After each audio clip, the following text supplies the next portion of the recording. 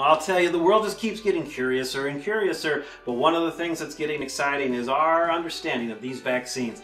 You've got some questions, those are absolutely valid. I've got some information. I'll see you in just a second on this next episode of Coffee with the Pharmacist.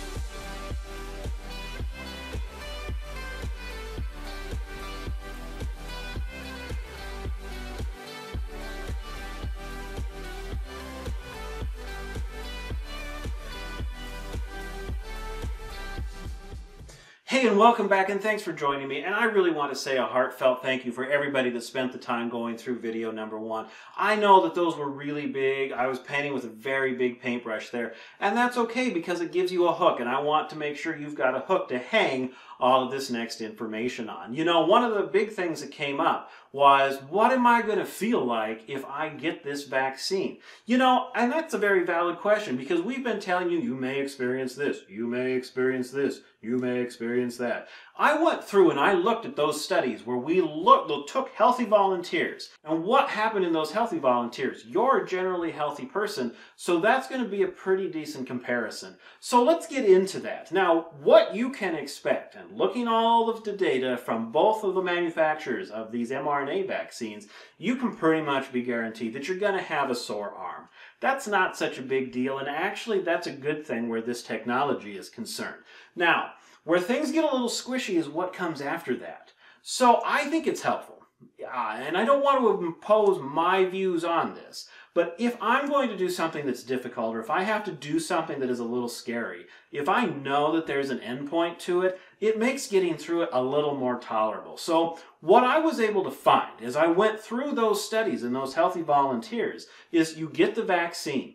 Your symptoms are going to peak on or around day 2, but by day 7, you're going to be back to feeling completely normal. So the thing about the sore arm, that's not a big deal. You can get on with things. And even the other symptoms, the fever, the chills, and the headaches, plus a little fatigue, those aren't terrible. In none of the individuals that had them were they completely incapacitated by those. And I think that's important. Again, if it's going to show up, it's going to happen by day 2, and it's going to be down, and you'll be back to normal by day 7. Now, I think one of the best things that you can do when you go to get your vaccine is ask them, hey, if I start to feel a little rough, what do I need to know, or what could I do? Now, not all of you are my friends and family. Some of you I don't know very well, so I'm not going to give you my recommendation, but there are things over the counter that can be used to help get you through that bump if you're feeling a little rough and it's not day 7 yet. Now, here's the big question though. What happens if it's after day 7 and I still feel terrible? Well, if it's day 8, don't wait. But if it's day 9 and further, don't keep that to yourself. Make contact with a healthcare professional. And that's my little public service announcement with that. Now, I would imagine that one of your other follow-up questions is why? Why do I feel terrible? Did I get the virus? Well, that answer gets deep into some immunology. Now, remember, I told you the whole purpose of these is to give you kind of these big pictures that you can start to hang more information on as you want to Google yourself sometime when it's late and you're by yourself. But I think something that's helpful, I want to jump back to something I was talking about in video number 1. And remember when I was talking about we get the mRNA into your cells, that's going to produce that spike protein, and that spike protein is going to be used to help educate your immune system. Uh-oh, here comes the hook. So when you feel the sore arm, when you feel the headache, the fatigue, maybe the fever, what's going on there? Unfortunately, that's your immune system learning. Now, it turns out that all of those symptoms that, hey, I'm sick, also happen to be how your immune system learns. The vaccine is going to help short-circuit that so that if you actually get exposed to the coronavirus, you don't end up dead, because that is real. But it still has to go through that learning step. Now, you might ask, the next question you might ask is, well, I get the flu vaccine every year, and I get a sore arm, and that's about it. Totally different kind of vaccine. As a matter of fact, when I look back at all of the scientific information about these vaccines, there was some really interesting information that I think might be of interest to you too. This mRNA technology goes all the way back to the 80s. Now, granted, that was pretty rudimentary, and they looked it all over and they're like, that's never going to work. RNA gets completely destroyed as soon as it gets anywhere outside of the cell.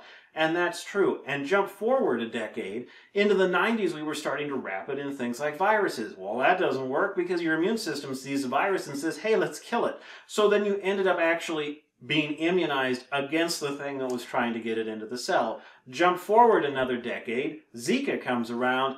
Now we have this lipid nanoparticle. We can put that mRNA in, and it's going to get it into the cells that we need to get it into. So now we can deliver a fully synthetic vaccine without all of the risks that we had before. That's what makes this really potent. The other thing that makes this really exciting, the last time we saw such robust immune responses, we have to go all the way back to the 1700s in the smallpox vaccine. We had no idea why those worked, but they did. But it was taking live virus. Same thing with yellow fever. Last time we saw these really excellent immune responses that make sure you're not going to get anything down the road was with those. And these mRNA vaccines seem to have very similar potential. That makes this technology really exciting. Remember in last video when I was telling you or helping reassure you that part of the reason this is faster is I don't have to grow anything up. There's no guess and check. There's no wait. There's no pools of goo that are going to extrude vaccine antigens or viral particles. I don't have to worry about all that. I know what the agent is. I break it up. I take its genes out, take a look at it, get the point I want, print it out, pop it into the lipid nanoparticle, give you the shot, and off we go. Really powerful technology, really exciting technology. So, yes, you could have some overall body symptoms. Expect the sore arm. The reason it's happening is because it is really well educating your immune system, and that is worth the price of admission.